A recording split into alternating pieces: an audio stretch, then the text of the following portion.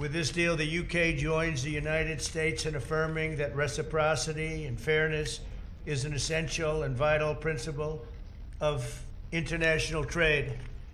The deal includes billions of dollars of increased market access for American export, American beef, ethanol, and virtually all of the products produced by our great farmers. And our Secretary, as you know, of Agriculture is here. Brooke, thank you very much for being here. Thank you, sir. You'll let the farmers know. In addition, the UK will reduce or eliminate numerous non-tariff barriers that unfairly discriminated against American products. But this is now turning out, I think, really to be a great deal for both countries, because it'll be really great for the UK also. So they're opening up the country. Their country is a little closed, and we appreciate that. They'll also be fast-tracking American goods through their customs process, so our exports go to a very, very quick form of approval, and there won't be any red tape. Things are going to move very quickly both ways. The final details are being written up in the coming weeks. We'll have it all very conclusive, but the actual deal is a very conclusive one. We think just about everything's been approved. So good for both countries, and we'll also receive new market access for American chemicals, machinery, and many other industrial products that weren't allowed, and they'll end up getting products that they'll be able to price, and if they like them better and we make great products, they'll be buying those products, but they were not available in the UK. Furthermore, in a historic step, the deal includes plans that will bring the United Kingdom into the economic security alignment with the United States. That's the first of its kind. So we have a big economic security blanket, and that's very important. And a lot of people say our greatest ally. I don't want to insult people by saying that, but I can say it's certainly one of our greatest, and right at the top. And they're the first one we're talking about. And by the way, we have many meetings planned today and tomorrow, and every country wants to be making deals. And we have a meeting, as you know, Scott will be going over to Switzerland on Saturday. That'll be very, very interesting. Let's find out, but I think they want to make a deal very badly too. Both countries have agreed that the economic security is national security, and will be working together as allies to ensure that we have a strong industrial base, appropriate export controls, and protections for key technologies and industries like steel. Steel is a big factor. Both countries will become stronger with steel and things necessary for military. You know, we used to build ships and other things literally at a level that nobody's ever seen, and we haven't, we've eased up. And President Donald, and this is a really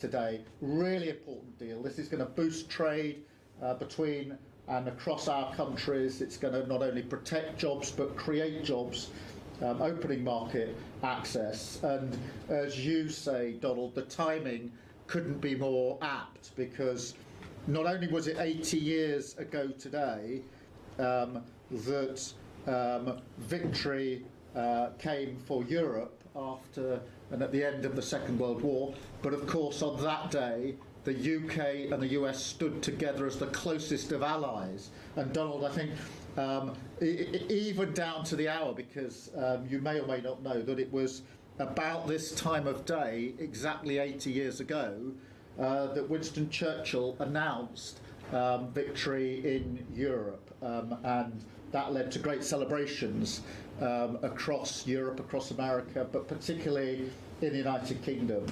Literally people going out into the street, putting bunting up, going up to the palace. And at the end of the Second World War. So to be able to announce this great deal on the same day, 80 years forward, almost at the same hour, And as we were 80 years ago, with the UK and the US standing side by side, I think is incredibly important and makes this truly historic.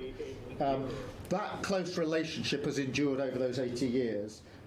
As you know, Donald, when it comes to defence and security and intelligence sharing, of course, there are no two countries that are closer than our two countries. And now we take this into new and important territory by adding trade and the economy to the closeness of our relationship. It is built, as you say, on those notions of fairness and reciprocal arrangements. We've always had a fair and balanced arrangement between our countries. This builds on that, hugely important for sectors like car manufacturing and for steel and aluminium and so many others.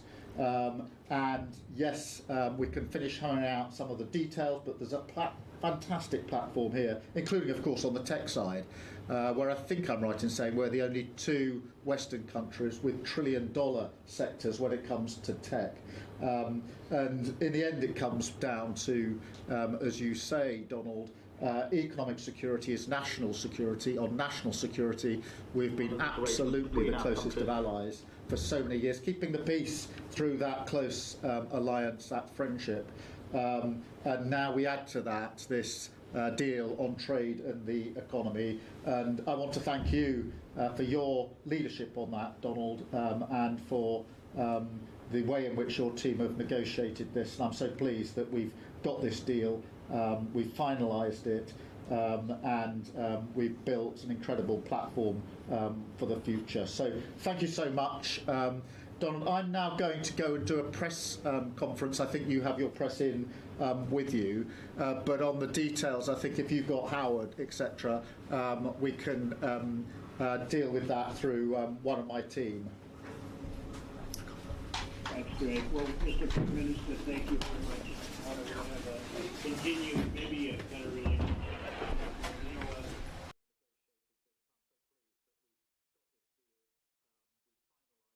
Deal, and it never quite got there. Yeah. It did with this Prime Minister. So I want to just congratulate you. Well, with this President, this Prime Minister, we've managed to achieve what many people have tried to achieve for many years. Right.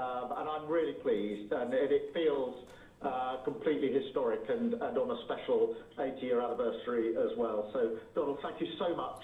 It's really good to have got this deal over the line. Tribute to both teams, tribute to our countries, and tribute to your leadership. Thank you. Well, it really is a great thing. And you go do your press conference, and I'll see you soon. Maybe speak to you later. But thank you very much. And an incredible thing. I can't tell you that for so many years, even as I sat, everybody talked and talked and talked about a deal with. It just seemed like a natural deal, but it was not done. But now it was done with us. So I feel very proud to have been a part of it. Keir, thank you very much. Thanks, Donald, and we'll speak again soon. Very good. So long. Bye.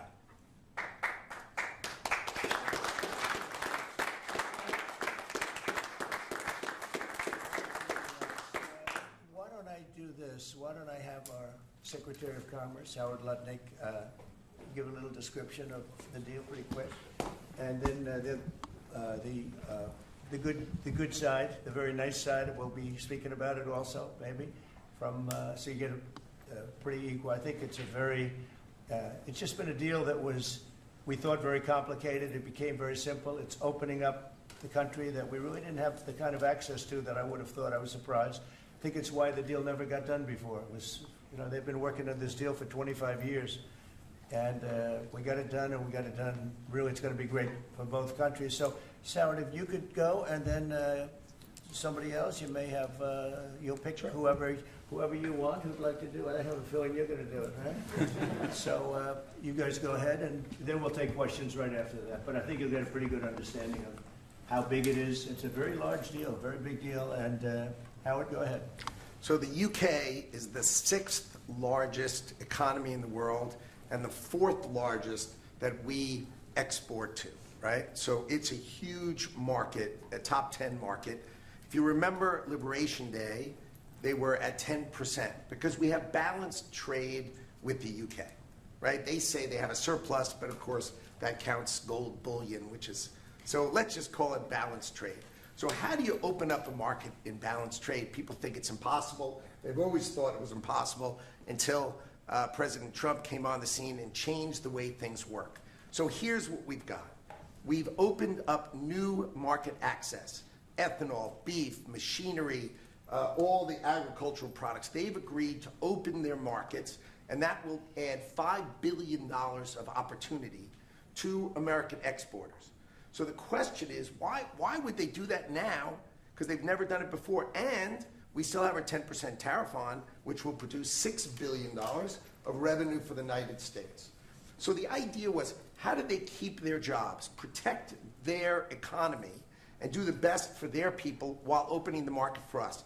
And the way is they studied it, their team was exceptional, and they tried to figure out the markets that they're importing from other people and try to send them over to America. So why were they always favoring others and not us? And what they've done is they've found the ways to do that so that we have new access, right? But the UK workers are protected, and that was the balance. So we did a deal with them in automobiles, and you know, if you're not building here, we charge you a 25% tariff.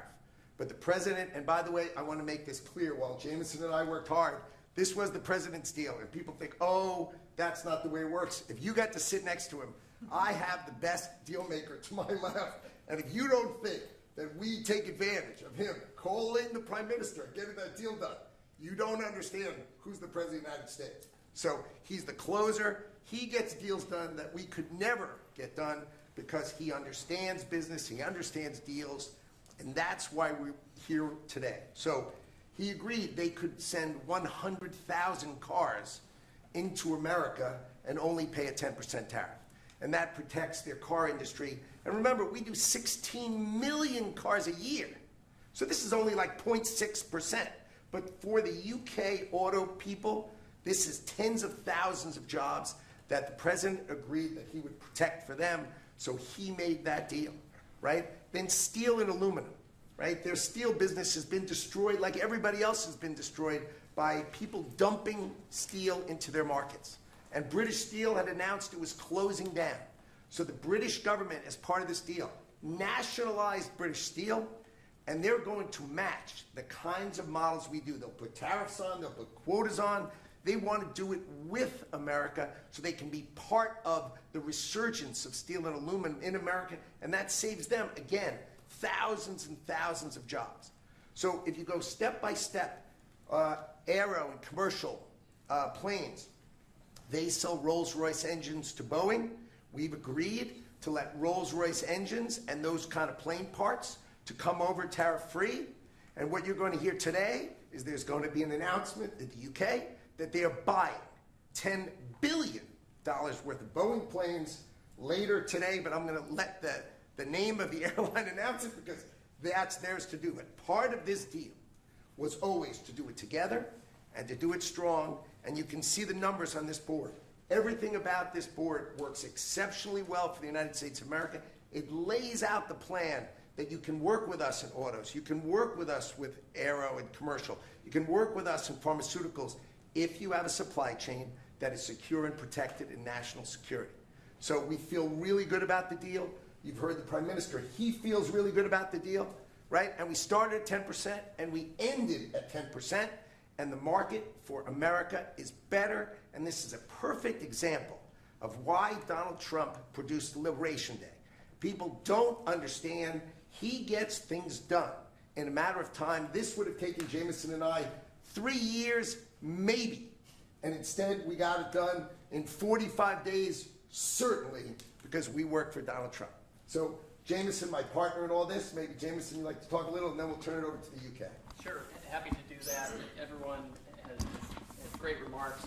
I just have to echo the President and the Prime Minister when we talk about VE Day. This is something we've been waiting for decades, and there's no more appropriate day to do this. And when we step back and we look back a few weeks from now or months from now or years from now, we're going to look back at this day and better appreciate the significance, I think.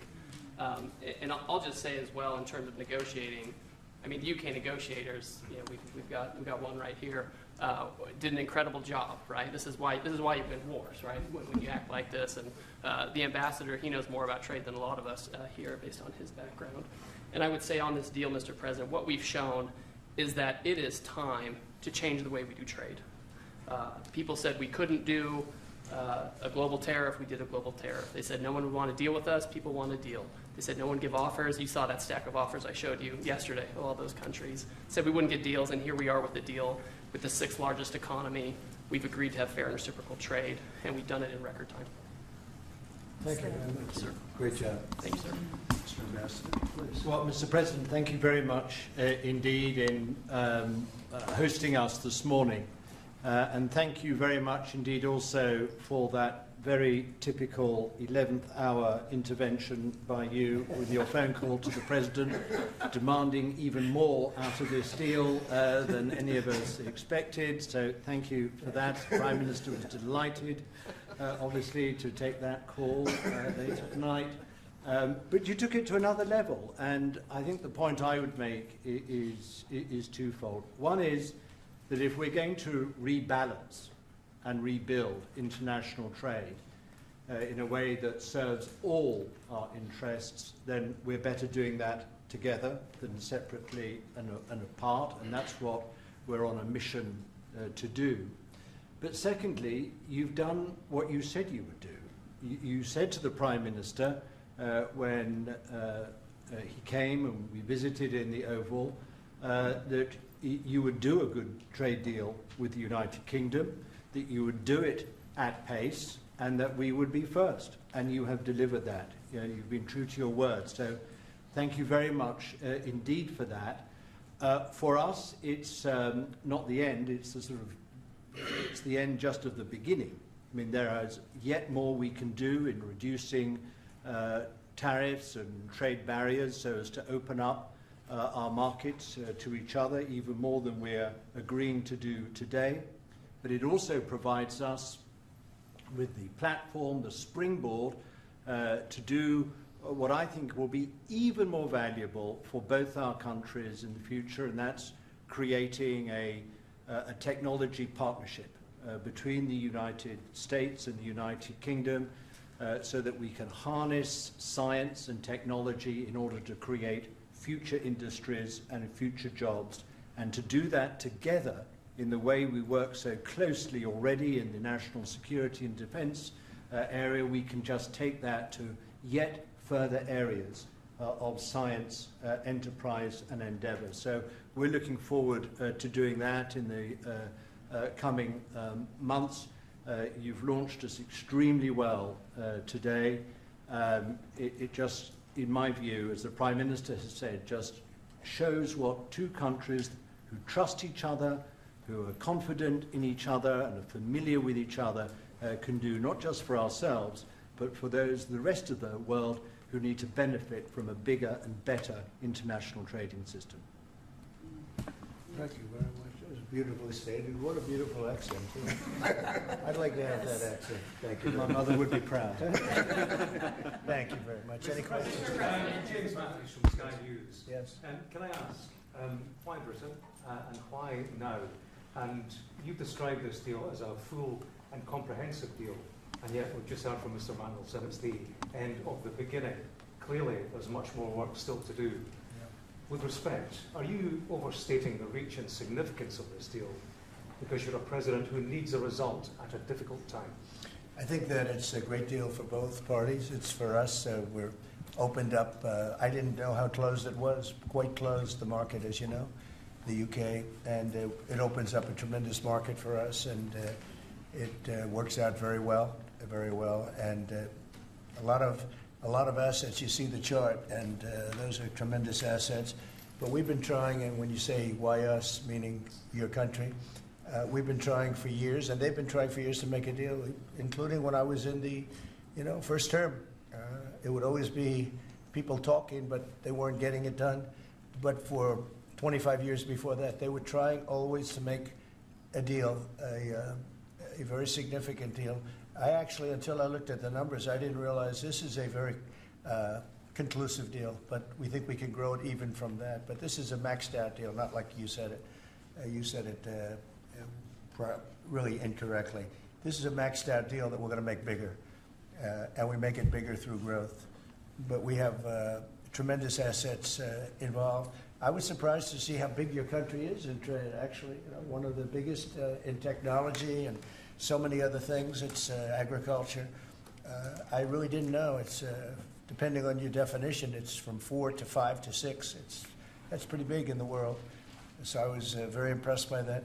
But we're going to take it to new levels. It's a very big deal right now, but I think it is going to grow just of its own volition. It's going to grow, and over time there'll be changes made. There'll be adjustments made because we're flexible. We'll see things that we can do even better. But it's very conclusive, and we think everyone's going to be happy, and the people of your country are going to be very impressed with the result, and they'll be able to buy from more people. They'll be able to price things differently. They'll be able to get some products that aren't available to them now that we make better than anybody in the world. And it's just something that it's a great thing that it came together. It's so nice because we have many countries want to make a deal. And many countries are very unhappy that we happen to choose this one, to be honest with you. But long time, our oldest ally, or just about. I guess a couple of people claim that too, but let's put it right at the top. I think it's going to be something very special for UK and special for the United States. Mr. President. Thank you, Mr. President. Reagan Reese with the Daily Caller. How close are you to more deals, and when do you expect the next to be announced? Well, very close. We have numerous deals. I know Howard's going back. As soon as this is finished, your press conference, he's got numerous. And Scott, who's right over here, who's fantastic, by the way. You were great on television this morning. I watched you. That was very good. You gave them a little lesson in the world and economics. But Scott's going to be going to Switzerland, meeting with China. And, you know, they very much want to make a deal. We can all play games. Who made the first call? Who didn't make the... It doesn't matter. It only matters what happens in that room. But I will tell you that China very much wants to make a deal. We'll see how that works out. Every country throughout the last 40, 50 years has literally ripped off the United States on trade, on military, on protection, on all the different things. And we are now making fair deals. And in this case, it's great because we really weren't very much involved. You have the European Union, which is, I think you made the right decision years ago. I don't know if you remember, I was opening up Turnberry the day that you were voting. And they asked me, would it happen or would it not happen? I said, no, I think they're going to go their own separate way. I think it's better for them. And they did. I think it's going to end up being a very smart decision. But a big part of that decision was always that you'd be able to make a deal with the United States. And they were unable to do that. But now they made it. And it's a tremendous, it's very important. That was always a big part of your decision on Brexit. And they were never able to make that deal. It was a tough one. And this one it's amazing with time. This one just went very smoothly, went quickly and smoothly, and a lot of common sense, as I like to say. There's tremendous common sense, but it's going to make your country much bigger in terms of trade, and it's going to make our country much bigger in terms of trade, too. Yes, sir. Thank you. Go ahead, behind you. Oh, yeah. Tom Bacon of the BBC. Thank you, Mr. President. You mentioned meat. You're with who? The BBC. Oh, good. Very nice. They treat me beautifully. You mentioned meat and beef exports. The UK currently doesn't accept American beef because of its own food standards. Are you calling on the UK to accept all American beef and chicken products? Well, I think they'll take what they want. We have plenty of it. We have every type. We have every classification you could have. As you know, Bobby Kennedy is doing a tremendous job, and he's, I think, probably heading toward your system with no chemical, no this, no that. I think we're heading that way, it seems to be. And but we have that also. So we're a very big country. We have a lot of beef. We're a very big country, so it'll be great. Yes. Yes. You want me to jump? Yes. Let's talk about American beef really quickly, and it can't be understated. I'm Rick Rollins, by the way, how important this deal is and what this means to American farmers and ranchers. Specific to the beef, this is going to exponentially increase our beef exports. And to be very clear, American beef is the safest, the best quality, and the crown jewel of American agriculture for the world. So I think a really important part of this deal isn't just the ethanol reducing of tariffs from 19 to 0, which for our row croppers is a huge deal, but also for beef. And as we move forward, I know our incredible trade team is looking at all of the meats, all of the produce, really all of our agriculture exports. And I don't know if there's an industry that has been treated more unfairly and has suffered more than our agriculture industry. So we look forward to, I'll be in the UK on Monday, talking to my counterpart over there for next week, and look forward to moving that out across the country. The president is I think incredible. we can say that we have the best in the world, best tractors, the best everything in the world, and they say that our agriculture is, second to none. You understand, and it'll be a great asset. People are going to be able to have options, choice, and they'll have more of it, and that usually means lower prices. How about we'll do you and then you? A Go ahead. follow-up question for the Italian TV, Daniele Compatangelo, LA7, TV 2000, Primetime Media. So congratulations for the deal. We'll see a big revenues from the chart. But what's the rest of Europe? It's a victory day, but other European countries, it seems like they're losing the trade. We intend to make a deal with Europe. We have found that the European Union treated us extremely unfairly, very difficult, and hurt themselves in doing so. And they very much want to make a deal. We'll be dealing with them. We are dealing with them currently. So that'll cover pretty much the rest of it. But this was separate because of Brexit in particular. This was a separate deal. It always seems so natural. I mean, all the media would say that this seemed to be like, why did this happen 25 years? Why didn't it happen a long time ago? And it was always amazing to me. Somebody would say, hey, we got to make a deal. We have to make a deal. But this deal just fell into place. The Prime Minister did a fantastic job. His representatives are total professionals, and they got along well. And it just seemed to work. And I think one of the reasons it did is because we blew up the whole system. If we would have just been dealing with you separately or, country by country, we blew up the whole system. It was very fair to very unfair to the United States. And I think because of that, this worked out so nicely. And I'm honored that it was the first deal. Please. Sir, you mentioned... Well, why don't you go in the back, yes. Oh, thanks, sir. I'm with the London Times. I would say this is a great day for James Bond because now Aston Martins will be available to American buyers. Will it be even better by extending it to film? You've talked about a big tariff on films, and we'd like to know if there'd be relief on British... Well, we're going to have a discussion on that separately. And as you know, we're putting tariffs on that particular film, he said, the movie makers. And we're going to be doing some tariffs to get them because a lot of them have left this country. They all live here. The money comes from here. Everything comes from here, but they make them in other countries. So we're going to do something to bring them back, maybe to a large extent. But James Bond has nothing to worry about that, I can tell you. James Bond. And Sean Connery was a friend of mine. Sean Connery was responsible for my getting zoning in Aberdeen. He said, let the bloody bloke build his golf courses. I was like 4 years into the process, and it was impossible in Aberdeen. And he just stood up one day and he said that. As soon as he said that, I got the approvals in about 2 minutes. So he was a great guy, Sean Connery. And Can you share if you're going back there later in the year? Are you going to Scotland and to the Yeah, I will be, sure. It's great. We have a lot of investment over there. We have Turnberry, Aberdeen. We have, as you know, in Doonbeg in Ireland, right on the ocean. They're all in the ocean. I only have interest if they're on the ocean. And we have good investments over there. It's been beautiful. Yes? Mr. President, if the talks go well this weekend between Secretary Bessent and Ambassador Greer with their Chinese counterparts, not preemptively, but if the talks go well, would you then consider lowering the tariff rate on China? Well, it could be. I mean, we're going to see. Right now, you can't get any higher. It's at 145, so we know it's coming down. I think we're going to have a very good relationship. I always got along very well with President Xi. That relationship was greatly disturbed by COVID when COVID came in, but we get along very well now. I mean, the relationship was hurt with a lot of people, a lot of countries when COVID came in. But I think we're going to have a very good relationship. I expect to have a very good relationship with China, Scott. I think it's a very friendly meeting. They look forward to doing it in an elegant way. China, as you know, has a tremendous trade surplus with us, and we just can't have that. And but I think it's going to be very good for both countries. I would like to see China opened you know, one of the big things here is, and nobody would know this, but the UK was largely closed. It was very much closed to trade, and now it's opened. And a lot of the financial reporters are very happy about that because so much, I listened to them, well, I hope they get countries opened up. And then you compete on a fair basis, but you can't compete when you're not allowed to go there.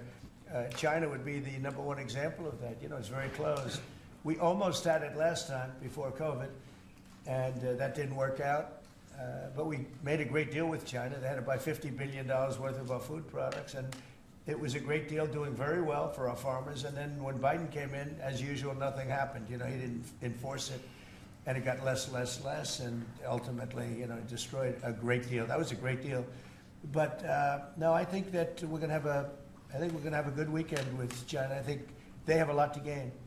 I do think they have far more to gain than we do in a sense, but we're going to have I think we're going to have a very, very good weekend. Will you speak to Xi after the weekend talks? I might, yeah, sure, depending on what Scott says. We Scott is doing certain countries, and Howard's doing certain countries. I mean, I wish I had like 10 more of each. Then we could do them all at one time. But there will be a time that we'll do a number of them, and then there'll be a time, I think I can say to Scott and Howard, where we're just going to say, because we understand the countries, we understand what they want, where we're just going to make the deal. In other words, we don't need the country involvement because we've already had it. And we'll say this particular country, which had big surpluses, let's say, we had therefore deficits, that this particular country is going to pay a 25% tariff or a 30% or a 50% or 10% or whatever it may be. This was, I think we should explain it now, Howard. One of the things we did here that we'll rarely do is on cars, we took it from 25 to 10 on Rolls-Royce because Rolls-Royce is not going to be built here. I wouldn't even ask them to do that. You know, it's a very special car, and it's a very limited number too. It's not, you know, one of the monster car companies that makes millions of cars. They make a very small number of cars that are super luxury, and that includes Bentley and Jaguar. So we have some very special cars. So in order to help that industry, and that's really, you know, handmade stuff, and they've been doing it for a long time in the same location. And I said, yeah, that would be good. Let's help them out with that one. But that's different than a car company that comes out and makes millions of cars, which they'll be doing in our country. They're going to build, we have many factories, car plants being built or going to be built very soon.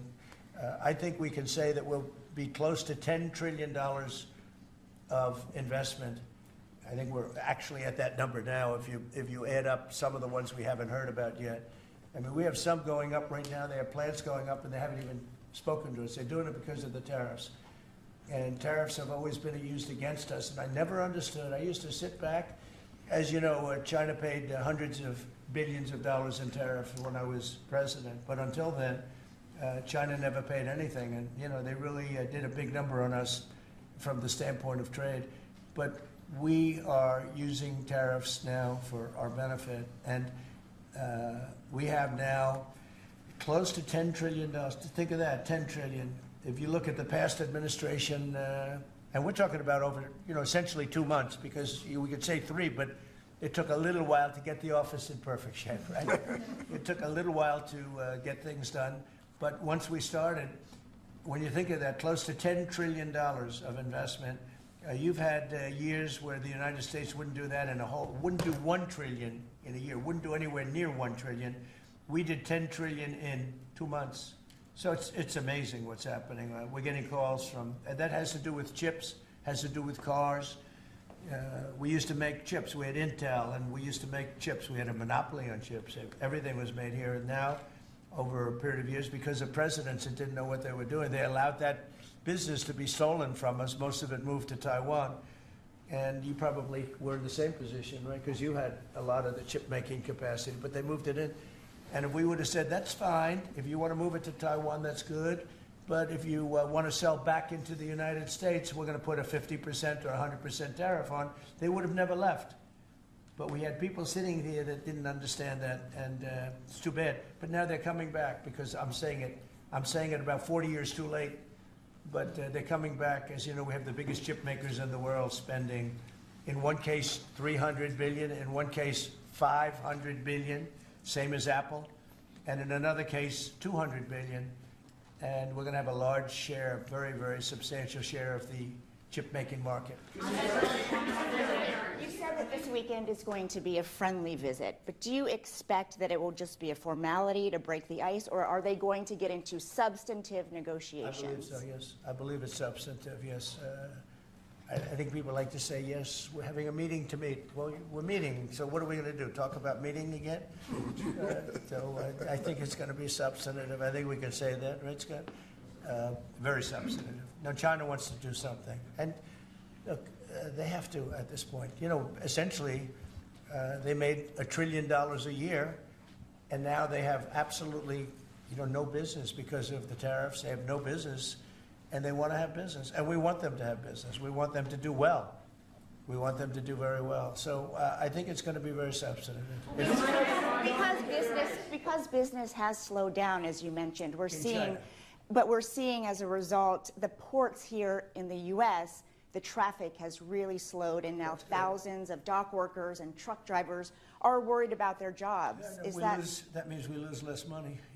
When I see that, that means we lose less money. Look, China was making over $1 trillion, 1.1 trillion, in my opinion. Different numbers from 500 billion to $1 trillion or $1 trillion. I think it was 1.1 trillion. And frankly, if we didn't do business, we would have been better off. Okay, you understand that. So when you say it slowed down, that's a good thing, not a bad thing. But we're going to make it so they can. I'd like to say they can do better, actually, in terms of the bottom line. We'd like to see China opened up so we can compete in China and give people something that they've never had, access to something. That'd be great for the world. It would be great for our businesses, and I think it would be great for friendship. I really expect a lot of people think I'm a militant guy. I'm really not. I think that trade can bring a greater friendship with China. It can be something good. But one of the things that I know Scott's going to be talking about very high on the list is open up and let our businesses go into China, because when you talk about a closed country, that's a really closed country. And I think it would be great if it was opened up. It would give people a lot of choice and would create a lot of jobs, a lot of everything. So I think it would be a great thing for China. And that's going to be one of the things we'll be discussing, like we discussed with UK. Thank you, Mr. President. Please. So what does Britain have to do for you to drop the baseline 10% tariff that you're maintaining? Well, I think that's set because that has to do with a lot of different things, including past. There are a lot of past things that we talk. This is very inclusive. We included everything, and that's pretty well set. Yeah, please. Yeah, Mr. President, the 10% baseline tariff remaining in place, is that a template for these future trade deals? You say you're going to keep it here. No. Is it going to stay in every case? No, that's a low number. They made a good deal. Some will be much higher because they have massive trade surpluses, and in many cases they didn't treat us right. One thing with UK, they had somewhat closed, not like a China as an example, but they always treated us with great respect. They treated us with great respect. The template of 10 is probably the lowest end, and therefore they made that deal. But they we've had just a very special relationship with them. Like, I won't do that deal with cars. I mean, unless somebody shows me that there's another kind of a car that's comparable to a Rolls-Royce, then there aren't too many. This is a good commercial for Rolls-Royce. They're going to order a lot of cars. Mr. President, I wonder whether you'd like to buy. Well, the last time this happened, I would be happy to suggest a discount, obviously a very modest discount. We have to protect our profit margins. I've had many of them, actually. The last time that happened, I ended up buying a Tesla.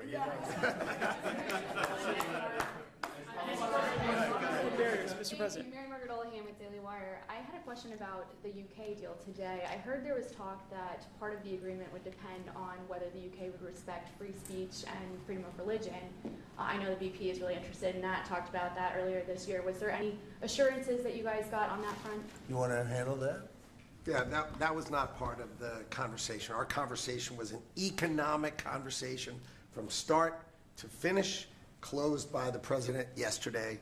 This was a business deal, open their markets, and also protect their workers, grow our markets, and help our This workers. was about business religion. You know, business is sort of a semi-religion, but not nearly as important. I don't want to get myself into Your new nominee, Go ahead. Surgeon General. Back. Go ahead. Mr. President, will you be asking China to help you close, the gap between Ukraine and Russia? I think so, yeah. I think it's a natural thing to ask. What do you expect? Sure. I don't know. I think we're making good progress. Fighting is a little bit different than it was. I think if we weren't involved, Russia would be, going at it to maybe get the whole thing. And without our involvement, they'd be able to get it, because we supplied a lot of different things, foolishly. But we've been sort of paid back by doing the rare earth deal that I talked about before. I think that. No, I think that we will be very much involved in trying to get that bloodbath. It's a bloodbath. It's a horrible situation. 5,000, it's really more than that.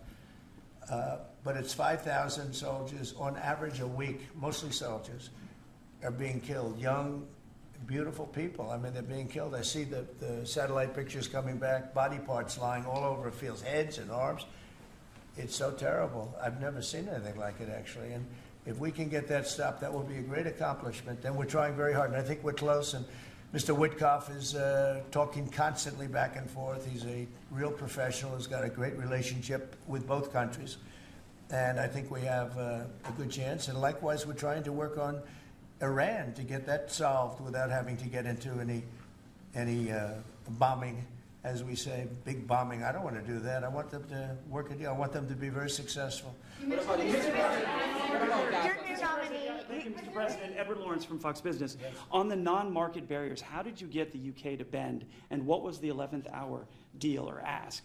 Well, I think it was really just a part of the overall. I mean, they have so many things that are so good for them. It's going to be so good for the country, and that was sort of easy. It wasn't.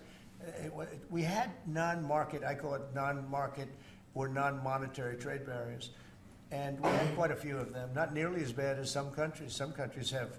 They have virtually no tariff, but the rest of it is so brutal you can't do business with them, right? So it's a very important question, actually. No, I think the overall deal just worked out very well from their standpoint. They were willing to give that in order to get other things, and you might want to speak to that, Mr. Ambassador. Look, the point about the deal is that we will continue reducing tariffs and non-tariff barriers. This is a continuing picture. It's a movie. It's not a still picture here. It's a movie. Yeah. It continues. And we're both committed to freeing up trade between our countries. We're both committed to freeing up investment between our countries. And the point about this deal is that it provides a very good template and a very good launch pad for what we can continue to do and build on in the future. And that's what we're both determined to do. Many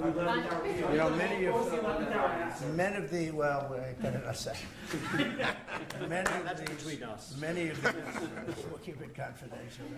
Yeah, how about just one more little thing, right? It got the deal closed, and it was handled very well from the other side too. But many of these things that we're talking about, we've been talking about this for 25 years. It's hard to explain when, if you weren't sitting behind this beautiful Resolute desk, you just wouldn't get it. I have been hearing about making a deal with UK for 25 years. Mm-hmm. And especially around the time of Brexit. They wanted to make a deal, so they came out of Brexit and they make a deal, and how natural. And it just couldn't be done. It couldn't be done. Good people. And this is a bigger deal. This is a much bigger, better, stronger deal for both of us than we ever even contemplated before. It's a big deal. Virtually everyone said that it would end in failure, it would end in tears, and it's ended in exactly the opposite. Yeah. But, Mr. President, can I say that that is due to Secretary Lutnick and Ambassador Greer, who've been absolutely fantastic. But right. Yesterday I received a call, a very diplomatic call that just edged things over the line, and that was from your new ambassador in the United Kingdom. Who is terrific. Right? Warren Stevens, he's here. Where is Warren? Right here. Hello, Warren. He's flying to London tomorrow night. He's going to be very popular with the British people. He's going to be a very successful ambassador. Under nominee. Were you disappointed And he's got plenty of cash. Plenty of cash. Are you planning to meet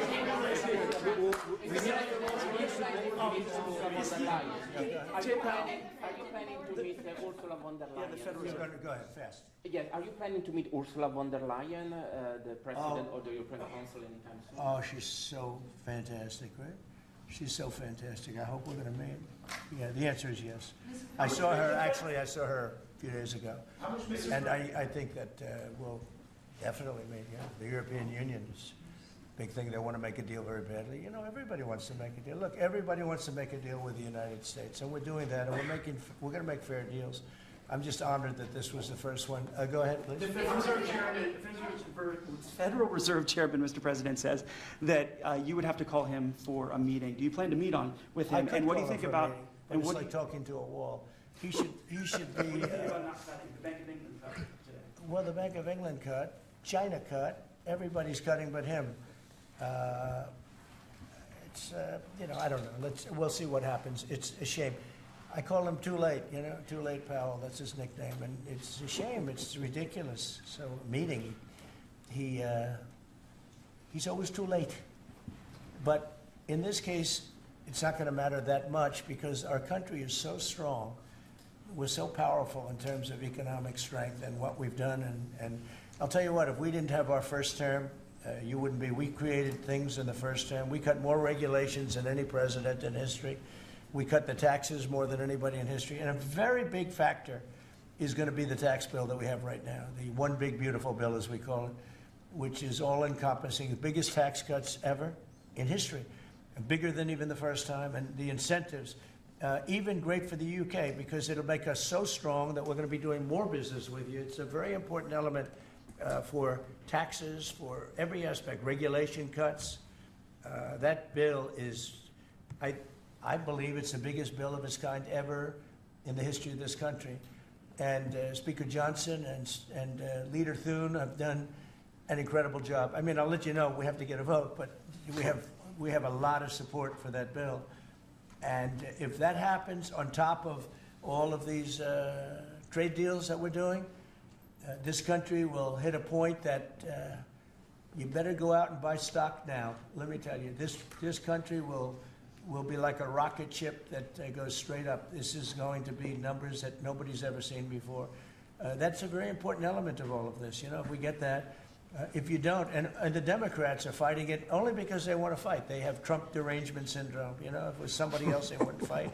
If you had a normal person, if you had some stiff sitting behind you, they'd be fine. But they have Trump derangement syndrome. Senator Schumer's become a Palestinian. Welcome. I don't know when they're going to give him the ceremony, whatever the ceremony may be. It's terrible what's happened to the Democrats. So. Very, very important element of everything, of what we're doing, unrelated to today, but related in the sense that we'll do, if that passes, we'll do even more business with the UK. We'll have so much. It's the biggest tax cut in history. It's going to make our country zoom. It's going to be incentive, as you know, with the deduction basically for work. You work, you build, you plant, etc., your deduction. It's going to be the biggest, it's the biggest bill of its kind ever passed, maybe the biggest bill ever passed. That's why we call it the one big, beautiful bill. You just announced a new nominee for the U.S. Surgeon General who never finished her residency and is not a practicing physician. So can you explain why you picked her to be America's top doctor? Because Bobby thought she was fantastic. She's she's a brilliant woman who went through Stanford, and as I understand it, she basically wanted to be an academic as opposed to a surgeon. I think she graduated first in her class at Stanford, and Bobby really thought she was great. I don't know her. I listened to the recommendation of Bobby. I met her yesterday and once before. She's a very outstanding person, a great academic, actually. So I think she'll be great. Mr. President, your nominee for U.S. Attorney of D.C., do you have a backup plan if this Senate? Oh, I do, yeah, but he's a terrific person, and he wasn't getting the support from people that I thought. He's done a very good job. Crime is down 25% in D.C. During his period of time. I'm very disappointed in that, but I have so many different things that I'm doing now with the trade, you know, I'm one person. I can only make, boom, I can only lift that little phone so many times in a day. But we have somebody else that will be great. I just want to say Ed is unbelievable, and hopefully we can bring him into, whether it's DOJ or whatever, in some capacity, because really outstanding. It was, to me, it was disappointing, I'll be honest. I have to be straight. I was disappointed. A lot of people were disappointed. But that's the way it works sometimes, you know. That's the way it works. And he wasn't rejected, but we felt it would be hard. And we have somebody else that we'll be announcing over the next 2 days who's going to be great. With companies like Ford and Mattel recently saying they're going to raise prices on certain products, how long do you think the American public is going to be patient and wait for you? Well, I think they're saying that just to try and negotiate deals with me. Okay? They're not. Look, tariffs are the most misunderstood thing maybe in any form of business, anywhere in business. Oftentimes the country picks them up. Oftentimes the company picks it up. The people don't pick it up. Okay, the people don't pick it up. And if Ford did that, they wouldn't sell any cars. And if Mattel, I don't know, I'm not so sure. They also said they're the only country I've heard. They said, well, we're going to go counter. We're going to try going someplace else. That's okay. Let him go, and we'll put 100% tariff on his toys, and he won't sell one toy in the United States, and that's their biggest market. I heard that. I mean, I watched this guy talking about how I'm going to go counter. I said, well, I wouldn't want to have him as an executive too long. The Ford people I know very well. What they're doing is negotiating with us by saying that, but we don't think that's going to happen. Look, I put out a truth today, and it said that gas is down, gasoline is down, energy is down. Groceries are down, eggs are down. I mean, eggs, thank you very much, but eggs are down. When I came in the first week, you guys hit me with eggs. I said, what the hell happened with eggs? Eggs were up like 170% and going up, and they said don't order any for Easter. And we were thinking about ordering plastic eggs like everybody was doing. And Brooke did a fantastic job, agriculture. Brooke did a fantastic job, and we had hundreds of thousands of eggs out here on the lawn just 2 weeks ago at Easter. But you take a look at the cost. Energy's down. Even interest rates are down. Now, if the chairman of the Fed, Jerome, if he would lower interest rates like China did, like I think UK did, but like numerous other countries have done, it's like jet fuel. It would be great. But he doesn't want to do it. I think he doesn't want to do it. Probably he's not in love with me. I think that's right. It's sort of a crazy reason, but that's the way life is. Anybody in his position would be like jet fuel.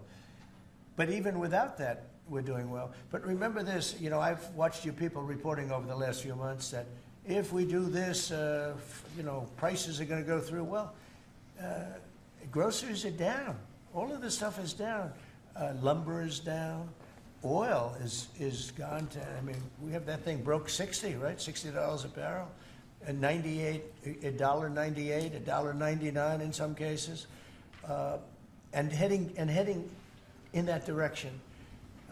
No, I think it's been amazing, actually. You know, and what that's good for, it gives the consumer more money. And it gives them a better life, because we just came out of the worst inflation, in my opinion, in the history of our country. They say 48 years. But Biden really screwed it up. He screwed up energy. And he also he spent too much money. He was spending it on, you know, the Green New Scam. And that's like throwing the money. See that beautiful window behind? Take money, throw it right out that window, because it's the same thing. He spent $10 trillion. He wasted it. Not only was it bad, it was a negative. It wasn't even like it helped a little bit. It was a real negative. And then on top of it, they let 21 million people into our country without any identification, anything. Just let them in. It's very, very sad. Well, we'll do one or two more. On $1.99 gas, $1.99 gas. Violence in India and Pakistan. Go ahead. Who are you with? I'm with the Daily Telegraph. You know me from Yeah, another I do. How concerned are you about the UK's reliance on China? Chinese money in the money markets, Chinese exports. We're not concerned. Is that something that came up in discussions? I'm not concerned about anything. If I was, I wouldn't even be here right now. If I was concerned about anything, and it wouldn't be that, but I wouldn't be here right now. No, we're not concerned. We're going to have, I believe, a very good relationship with China, and a fair relationship, and it'll get bigger and it'll grow. it'll grow. As an example, if they open up the country, that'll be the best thing China ever did for itself. They don't know that yet because, it's been a different system. But that'll be the greatest thing that ever happened to China. The people will be happier. They'll buy for less. They'll see things that they never saw before, and they'll be buying them. And it'll really create great long-term peace. And if I could ask one of the Agriculture Secretary, actually, there's a lot of concern about chlorinated chicken and the import of hormone-treated beef. Has that question been addressed, resolved in these talks, or is that something for the continuing negotiations? Well, James. I would just say that it's very clear, and we have in the heads of terms that we are going to discuss all of these types of issues, and obviously the importing country, whether it's us or them, you got to follow the rules on those types of things. But our point is the rules need to make sure that they are based on science, and that's our expectation. We know the UK believes that too, so we want to come to an accommodation. We want the consumers in each country to be able to choose what they want and give them the information that they need. And we have an incredible EPA led by Administrator Zeldin that is on this. So the talks continue, but we are very, very confident in our products, and what the President has done to open up the markets is unprecedented for these farmers here in America. Thank you. Wall Street, as they watched this, I mean, you saw the stock market decline sharply after Liberation Day, and it's rallied back since then. Well, now it's going to really rally, because, don't forget, they said this is all a pipe dream. And this is a tough one. Somebody would say, well, this is easy. This is much tougher, I think, than any other deal, because they've been at it for so many years, decades, trying to make this deal. And it's very conclusive, and it's a great deal, and it's a very big deal, actually. And no, this is just the beginning. We're going to be having conferences, or at some point we won't have, we'll just put out a statement that we just signed this country, that country. And after a number of these are done, nobody has enough people to do it. We're just going to put out X country is going to pay this, and if they open up, they're going to do this and that, and they're going to be open up. Everybody wants to be here. I say this is where they want to be shopping. They want to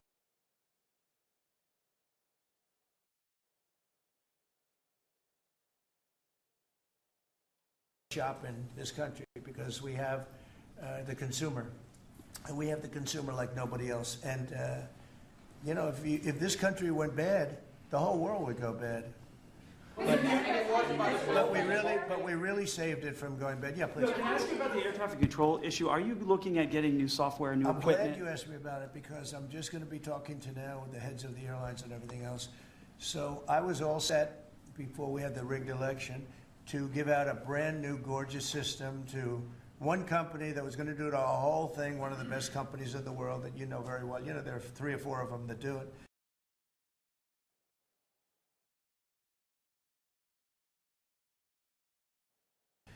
And when they took over, Buttigieg, who has no clue, he drives to work on his bicycle with his, in all fairness, with his husband on the back, which is a nice, loving relationship.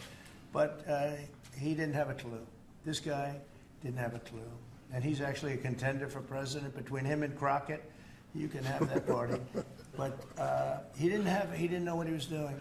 And he took what they call dry systems where you have wires in the earth, buried in the earth or whatever. And then you have the open air systems where you have satellites. And you can't mesh them.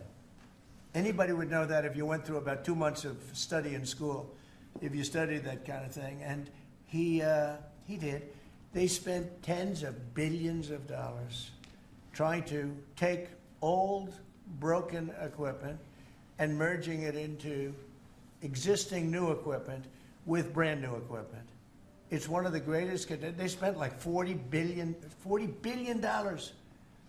And what they did is they made it worse, because it doesn't work together. You can't make it work together. If you have a satellite system, you need satellite. If you don't, they had all these different technologies, some of them 50 years old, and they're trying to mesh them in. And they end up spending twice the money they should have. You could have bought a whole new system. So we have a very good guy who you all know, Sean Duffy, is head of transportation, and I've given him a 10-minute lesson in buying, and he's become really good.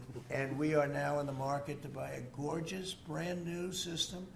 The helicopter that crashed into the plane at 400 feet, it shouldn't have been. What would have happened is all sorts of bells and sirens would have been going off 3 minutes before that accident happened, if you had the right equipment, but they did.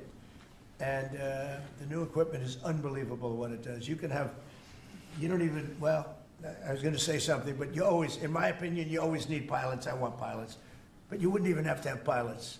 This system is so incredible what they can do. But we have a system that's obsolete. And what they did is the worst. They tried to combine the really old, broken stuff with the new stuff. And you can't combine it, and anybody should have known. So Biden, you think Biden figured this out? I don't think so, fellas. Do you think he has any clue? He doesn't know what the hell's happening. So here's the story. We're going to be buying a brand new, it's going out to bid very soon, brand new state-of-the-art system that will cover the entire world. I'll give you an example. When my pilot, now I have military pilots, but prior to that I have very good pilots, great pilots. They would land, and I won't tell you which country, but they would use the system of another country. They wouldn't even use the system of the United States. So if I'm landing in New York or Florida or Tennessee, they're using a system from another country. I said, why is that? And they were, you know, they're not into business, but they're just saying, our system doesn't work, sir. And I said, boy, that's pretty sad. But we were all set to give it out to, you know, look, you have a Raytheon and you have different companies like that, numerous companies. And you have companies that would do it, like an IBM, as an example. And you give out one deal, one contract. They gave out hundreds of contractors. They had diggers. They had non-diggers. They had people that focused on satellites. They had hundreds of different contracts. One contract where one guy is controlling everything. If you need a trench, then they dig a trench. But if you don't dig the trench, they don't blame you. What happens is you don't dig it, then they say, we want a cost overrun. Now, we have it all set, and we're going to be doing it. We would have done it, except that the election took a little strange turn. But the second one didn't. That was too big to rig. Thank you very much, everybody. Thank you, Mr. Thank you.